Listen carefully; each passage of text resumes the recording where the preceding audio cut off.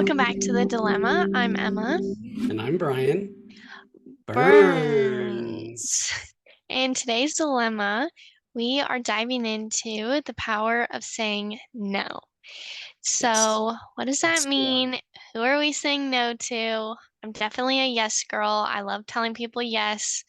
Um, and so, yeah, we just want to talk about that and how we're using that to prospect or to close opportunities and where I learned it from. So I was recently at a QBR, and for those who don't know what that is, it's just a quarterly business review. Um, I was invited, very graciously invited to attend and be a part of it and learn from it. And so this was kind of one of the bigger takeaways I left with, and it got me thinking. And so I just wanted to talk about it. There's a guy on our team who he's a really great sales guy. Person. Um, huh? A really great salesperson. Yeah, he's a really great salesperson, and he was just extremely knowledgeable on every opportunity. So, most of the people went up there. There's different teams, and they brought to the session a opportunity that they were struggling with, or where they didn't know where to go with. Like, there was something happening in the opportunity that they're like, I'm stuck. Either they're being ghosted, or there's no budget, or this or that. And um, one of the guys came up with an opportunity, and he presented an opportunity, and he was basically saying that he's given them a timeline, but they're like wanting to do this super fast process, but he still doesn't know the team involved. They haven't set out real budget, like there's just certain aspects missing, but they've expressed that Ceridian is, or our company is like, you know, I'm not going to say like any other names, but our company was vendor of choice and et cetera, et cetera. Mm. And so then this guy who's I referenced to as a really good sales guy, he basically said, listen, there's more power in saying no than yes. And you really need to make sure that when you're going through a process with the prospective customer, you're not just telling them yes, and that you're actually creating a timeline. And if they don't abide by that timeline, and if they don't give you what you're asking for through this evaluation for you to be able to perform what they're asking, then there's a lot of power in saying no.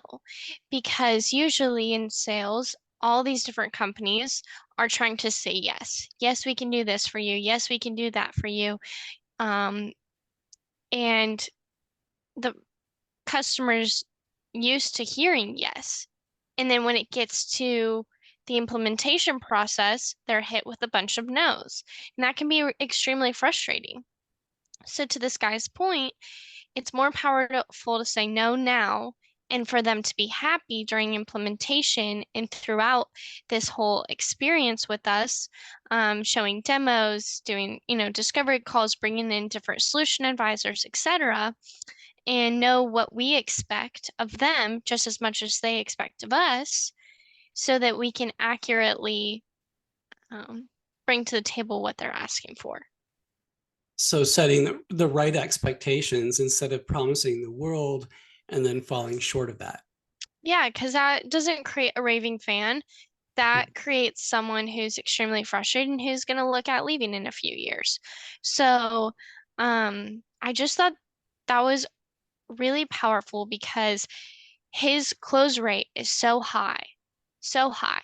And he said, he goes, you create more in your pipeline so that when these smelly opportunities come across, you're not bending over backwards to make it work and spending all your energy on an opportunity that might not be a good one in the end, and is ultimately going to take everything out of you Right. to close.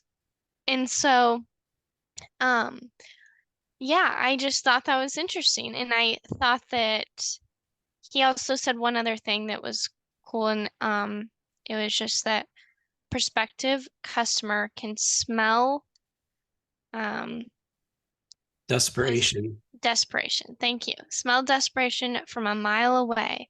And I remember when I first started getting on the phones and I was um, recruiting for an event, trying to get people to go. And I was extremely desperate. And I was like, we'll pay for your flight. We'll do this. We'll do that, just like handing things out. And I realized over time, just being in my role, that they don't really want to be there. They'll maybe take the free hotel. They'll maybe go and enjoy a day in wherever the city is. But the opportunities that are open that we have been in contact with people over months and months' time, not only are they excited to go, but afterwards they become a raving fan because it's a really wonderful experience for them. So just to his point, taking some of that desperation out of the deals and out of your conversations with people creates the want for you to provide them like what they're asking for. It creates that desperation on their end for what you Right. have. Yeah. No, there's a technique too. It's very similar to what you're describing, where when you're working on an opportunity and the customer doesn't seem committed, they're like, well, we still have we're not in any hurry. We're still looking at some other vendors. Yeah. Um, and over enough time, if this continues on and you can't get them to commit to a process and to a timeline to make a decision, then what you can do is kind of pull back your offer and Right. say, hey, I understand that you have your, process things that you need to do, and you've got, you don't seem too committed to this process, and I need to need to go ahead and close out this opportunity on my side. And when you're ready, we can go ahead and re-engage and start over again. Yep. And sometimes what they'll do is they'll go, wait a minute, we don't want to start over again. Right. We're still serious. And uh, or they'll say, okay. And then Yeah. it wasn't a good opportunity to And begin. then you also know that you're not putting so much pressure on this person who doesn't know their own timeline. So how can they expect a timeline out of you when they Right. haven't met with the right people, received the right information, when they're not bringing to the table all of what they're needing? You spend a lot of time trying to uncover what that is that they're wanting. Right. Right. Yeah, and we put a lot of resources into this process to do an evaluation, analysis, whatever you call that, a discovery, and then to make a recommendation and provide proposal and contracts and all that stuff. And if they aren't serious about it, you know, at whatever stage you sense that, you need to stop and not provide anything else and leave that to them to ask for it. if they aren't asking for it, then they may not be ready, and you don't need to push something that's not. Yeah. It's time. I know we have a lot of pressure in sales to forecast things and put things in our pipeline and have Yeah. something for the quarter and all that stuff, but like one thing I do appreciate about my boss is he'd rather have an accurate forecast than a big one. He'd rather have Hmm. it, be a little Well, smaller. because it gets your hopes up when you know Mhm. that half of them are no good. So it's better to really have the opportunities that you're like, okay, there's a good possibility of this closing, than to just have this like massive list of opportunities and none of it has any depth to it. And Right. And then when you do have stuff in there, then people respect that. They know that it's real. yeah, yep. So yeah, I think there's a lot of power in saying no. In a lot of scenarios in life, right? There's a lot of times when it's better to say no than yes. I think this Yeah. also just um it it reminds me of when I would be needing to meet my quota and I need a certain amount of first calls and you you have all these expectations of you that as an individual who strives for excellence or to meet those expectations, you do whatever you can in order to get there. But sometimes taking a step back from that and going, I understand these are my expectations. However, that doing X instead of Y might be more like beneficial in the long run Yep. is hard So, to think about, but is better long term. So, for example, booking first calls, I was struggling getting first calls last year. However, the ones that I did get were off of cold calls or someone who directly said that they wanted contact. And those were the opportunities that closed one for me this year or are great opportunities for this year versus the ones that are like they attended a wine event. They're not really looking right now. Those are straight, still good calls, but it's more of like a discovery call to understand who they are, how we can best support them, etc. Um, and so those calls with depth uh went way further for me. Those 2 or 3 calls I had versus the 8 to 10 other ones that are still good ones, but kind of goes hand in hand with those opportunities. right. I think some of what you're talking about is managing up, right? Managing your manager in a sense, like, hey, this is how I can spend my time. I can, work on these Yeah, things, and I might be able to get a lot of work to, opportunities or yeah, whatever, but they weren't yeah, aren't going to be as solid. But or I can spend my time doing this, and I may get fewer appointments, but it's going to be better ones. yep, So sometimes you have to ask for that guidance so that you can, still meet the right expectations of your boss. yeah. You mentioned, you said it's good to say no to a lot of things in life. So dive into that just a little bit more. I know we've mainly focused on opportunities and how this affects business and how to go about handling prospective customers, but I think that that's a really like deep phrase, and I think that that can pertain to a lot of things in life. Well, I think what came to mind for me as a father is that, your kids sometimes would ask when you were little, you'd ask for things that I knew weren't good for you. And you want to Yeah, say yes. You want to say yes because, you see yeah, that big smiling face and batting those eyelashes and mm-hmm, all that. But, you know, sometimes it's better to say no because, like, yeah, oh, if I eat this candy, if I say yes to you eating this candy or this ice cream right before dinner, you're mm-hmm, probably not going to eat your dinner. Or, you might get a stomach ache because you've already had too much to eat or whatever that is. Sometimes it's better to say no, um, even though you want to say yes, right? and I think that that's kind of not that I think it's funny, but I think that if you kind of twist it, it goes back to what we were saying when you're giving a plate that's full to someone who's not ready to consume it, or you know that this isn't something that's good for them, like to have all this, it's almost like an overconsumption. It's better to break it down and say, like, hey, have one little piece, like have a sucker instead of this whole bowl of candy, have this sucker and then have Right, this sucker and giving them little things. And when they're like, I don't really want any, like, this isn't, it doesn't make me feel good, or, whatever, then backing away. But it's better to do that than go, here's everything up front, like, let's move this right along, etc.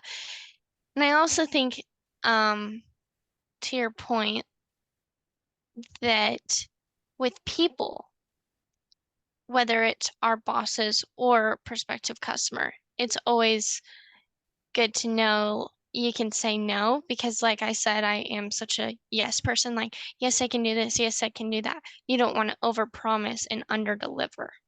yeah, yeah, yeah. I think that's important, and I think when you explain yourself, like sometimes to a really small child, you just have to say no, and they, you can't really explain it to them. But as they get older, you can explain to them, like, here's the Yeah. reason why I really don't Yeah. want you to get a stomach ache. And how Yeah. about if we have this tomorrow, or how about if we have it after dinner? Um, or, whatever the scenario is. And then sometimes you have to just say, hey, listen, this is probably going to give you a stomach ache. I'll let you choose. And then you get the stomach ache, and then they start to trust you and believe you, right? So, Hmm. and I think the same thing goes with the customer, where if you say no to certain things, like, hey, we can't fulfill that, or we can't do Yeah. that, but we can do this. And they begin to trust you because you've been honest with them. Yeah. Then you build a lot of credibility because they know that you really want to sell to them and get the deal, but you're telling them no. And that could Versus telling them, expedite the deal. yes, this might give you a stomachache, but we're still gonna give it to you. And they're like, oh, after this, like we're not on the same page type of thing. Right. And so um over time you build better referenceable clients, people Hmm. that will Oh yeah.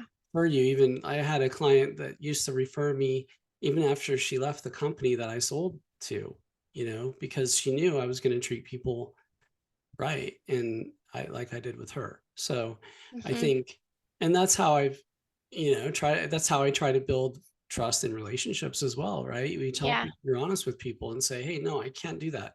I'd love to, but I can't. Here's what I can do. And then they go, okay, well, thanks for being honest with me, Yeah. and that helps. So I think that's what I was referring to. Yeah, I agree with that though. I think that it's better to be upfront about what you can and can't do so that you align with their expectations, but they also understand what you're maxed out at, Yeah, sometimes we overcommit, right? We maximum capacity. even in our personal lives, we just want to do everything for everybody. I'm what you would refer to as like an accommodator. I like to accommodate the people around me, people I care about. I want to make them happy. So whatever we're doing, I'm gonna take a poll, like, where do you want to go to eat tonight? And Mm-hmm. and figure out where the best place would be that would accommodate Yeah, everybody. you're very I think compromising as well. You'd rather compromise your choice to choose, make the decision versus letting someone else kind of take the lead on that. And at least no matter where you end up going to dinner, that this is where they wanted to go. And for you, that's more enjoyable than having the food you maybe wanted over that place, Correct. is Yep. knowing that they were having a wonderful time. Yep. Yep. And so, yeah, so, and that's part of a personality trait of mine. Hmm. But at the It's a same good one. time, well, thank you. It can be, right. It can also be frustrating for people because they just make a decision, and it's like, but I want to make a decision that everybody's happy. Um, so, that you have to balance that a little bit. You have to balance it. And sometimes it's important to say no, but it's also important to say what you can do, right? 100%. Like, sometimes you I have, can't do that by the end of today, but I will have it to you by the end of this week. Or I can't do that, but how about we split this and I will do this, this, and this, and yeah, maybe you can help on this end to help accomplish this whole list. Yeah. yeah, it's really frustrating for customers as well if you just tell them no, like, we can't do that. Well, we have to accomplish it. So Oh, how do yeah. we do that? Okay, well, here's what we can do. We can bring in a partner Yes. to Oh, handle that's that. extremely We could important. integrate with one of your It's not existing. just a harsh no, it's more of like a Yes, no to this request, but here's how we can accomplish the overall picture of what right, you're asking. No, right. we cannot start implementation, go live by the end of the month, but Here's what we can. we can do this for you and lay out a timeline of what's And here's why, because we want to have a successful implementation. We don't want to skip We steps. don't want you to We be want to have everything frustrated. configured properly so that your system works the way you want it to for the long term. You don't want something that is just running today but isn't working well for the future. So you can explain that, right, and make it understandable to them. Like, oh yeah, I certainly wouldn't want to do that. So what can we do? Is there a way that you can extend your contract or go month to month with your current vendor so that you could buy a few extra months so that we can implement it properly? And Mm-hmm. they go, yeah, we'd prefer to do that than have it just, thrown together. Yep, I agree.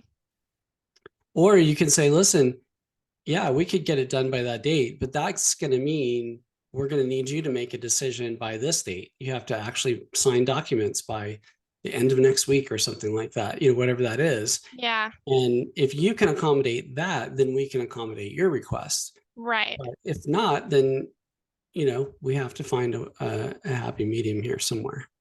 Yeah, exactly. So yeah, I think it's important that you lay things out, share what you can do. Um, and not always just what you can't do, because that can be frustrating too. Yeah, constantly being told, No. no can be just as frustrating as being told yes. Just like I said, it's better to um, make sure that your expectations and the reality aligns and understanding what you are capable of and what your prospective customer is capable of, and then creating a timeline that aligns with that. Yeah. And you know what? Things aren't always going to go perfectly. So it's also important that you communicate along the way and you say, Create, listen, yeah, good um, communication. I made a commitment that we were going to get it done by this time, but here's the problem. Here's what's Because happened. Here's what this meeting, that meeting, and that meeting has been rescheduled. It's caused, some conflict in the timeline. we had somebody that had a power outage. We actually an example of this was a guy on my at my Did company he who live in Utah? no, he was in Northern California, and uh, he had a power outage for days, and two small children, and no electricity. And so it was during the winter and it was freezing and raining. And so they all got sick, really sick. And because they didn't have any heat, and um, it was just a mess. And they ended up you couldn't get on the internet because power was out. It wasn't good. So there was some delays with some things, right? Yes, we made accommodations. He And did what that's he life. could. At the end of the day, There's that's nothing you life. can do about some of There's those nothing things. you can do. It's But a it does change the timeline of things. absolutely right. And you have to you have to be realistic as well and we live in a world that is that has challenges, and sometimes there are things that are out of our control. And as long as you're honest with people and tell them exactly kind of what happened, then they can be understanding. And maybe they say no, this isn't going to work, so you find another resource, you Yeah, make it for them or whatever. But I think the communication is most important. open communication. I agree. I think that's everything on the power of saying no. Yeah, I I think think it's changed the way that I prospect, understanding some of those key concepts that just go back to building your own brand in a sense, as well as the company you work for, mhm. and making sure when I am getting on the phone or when I am keeping in contact with people that I'm not coming across as desperate, but that I'm also accomplishing tasks and things that are asked of me to, yeah, just not without desperation or um, without saying yes all the time. Yes, we can do this and that and not fulfill it. So, Right. Yeah, and I think when people know that you're honest with them, and when you do push back a little bit, then they appreciate what you can do even that much more. yeah, exactly. Cool. Well, this was an interesting topic today, something a little different. How would you like to wrap up? Do you have any interesting thoughts that we can answer? Yeah, next week I'm going to Italy and I'm really excited, but I know you've been before, and so I was thinking we would both say our favorite Italian dishes or our favorite Italian like places we went. I know we both went to Rome and Venice, separate times, but yeah, I thought that that would be fun. Yeah, so for me, my favorite Italian dish, I'm kind of simple. I do like a good chicken fettuccine. Mm-hmm. Uh, I like some good cheese raviolis. In fact, years ago, one of your soccer teammate friends taught me how to make my own pasta from scratch, and so I know how to do that myself now. And so I do enjoy making a chicken pesto fettuccine from scratch. Um, and that's good. But when I was in Italy, I did enjoy the pizza there. Surprisingly, it's actually really different and good and amazing. Um, It's and Neapolitan style, is that correct? a lot of margarita style, like I toppings. think the Neapolitan is the way that it's cooked. Oh, okay. Yeah, they're usually it's become more popular here to do kind of like the flatbread type pizzas, but that was Hmm. kind of the way they made pizzas there Yeah. for years and years. Um, but yeah, it's just like you gotta sit on a street corner and have Italian food, and it just is amazing. So yeah, I would say my favorites are good old fashioned fettuccine, chicken fettuccine, and Alfredo, and some raviolis. What Yeah. about you? What's your favorite? Um, I what's funny is pasta's not made from potatoes, is it? No, it's flour and oil An and egg, an egg. Yeah. correct? Mhm. Okay. So the funny thing is that my favorite pasta dish is a potato pasta, and it's called gnocchi. I think it's pronounced gnocchi, Or gnocchi. gnocchi. Yeah. Yeah. Um, but I am a big fan of it. It's probably my favorite Italian dish, along with a good spicy rigatoni. Yeah. Um, gnocchi is considered a pasta. It's just made from potatoes rather than eggs Yeah. and flour. So Oh, I'm glad you mentioned that because that's delicious. It's it amazing. is really amazing. Yeah. I have a friend that knows how to make gnocchi, and he Hmm. also knows how to make all kinds of Italian dishes. We'll have to try to get him on the show one day. I've been bugging him about that, so we'll have to see. I'm trying to put the pieces together on who this is, but we'll surprise the, hopefully we can surprise the fan base with him. Yeah. Maybe we'll do a dilemma on cooking with Now we're Emma and talking. Brian.